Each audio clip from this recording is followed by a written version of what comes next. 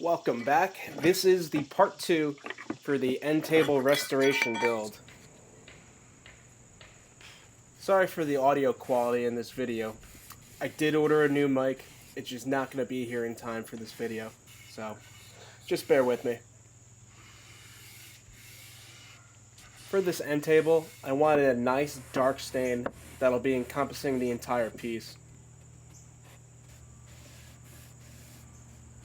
The color I chose was Jacobine from Minwax.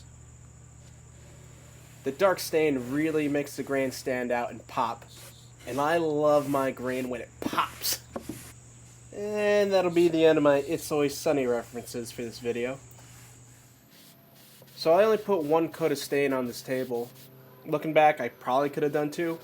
However, you'll see at the end of the video, I kind of like how it turns out. Now that the stain's dry, it's time to apply the polyurethane.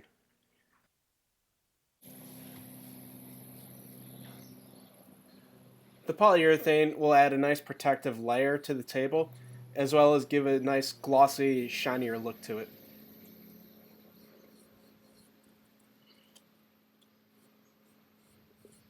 As for the top of the table, I'm putting on heavier, thicker coats of polyurethane, and you'll see exactly why in the next step.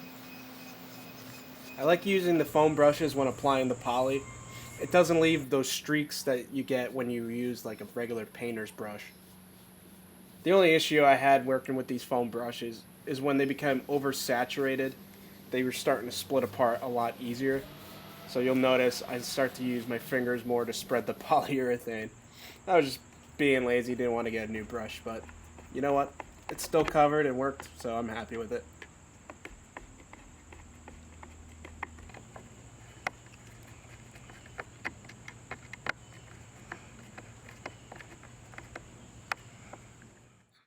Legs are on, table's reassembled. Now we're about to add the tabletop epoxy. Now the brand that I use is Super Clear Epoxy. There's other brands out there like Total Boat I've used. They're very good too.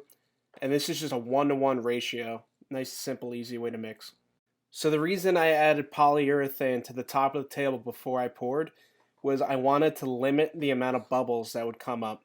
So as the epoxy cures, it tends to seep into the wood, and the air has to escape somewhere, and that's where these bubbles come from. So in order to get rid of them, you just hit them with the torch. Just be sure that you don't go too close, otherwise you can actually burn the epoxy. Ask me how I know. Next step, lots and lots and lots of sanding. So I don't show you every step of the sanding process.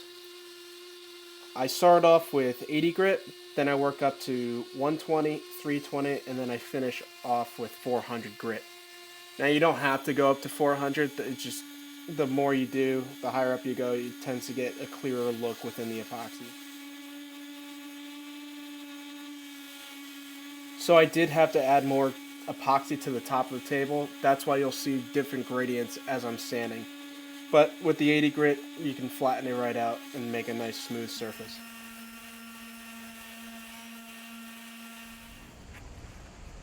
To finish the top of the table, I just use boiled linseed oil, the stuff that you get from Home Depot. Because this is not a surface that you're going to be putting food on directly on top of, you don't need to use mineral oil or anything like that. If you did want to use something special, Rubio Monocoat leaves a great finish, as well as Walrus Oil Furniture Butter. They're fantastic. I love how this end table came out. I wanted to try something different, so I decided to go with some broken mirrors. I'm sure that gives me 7 more years of bad luck, but pile it on.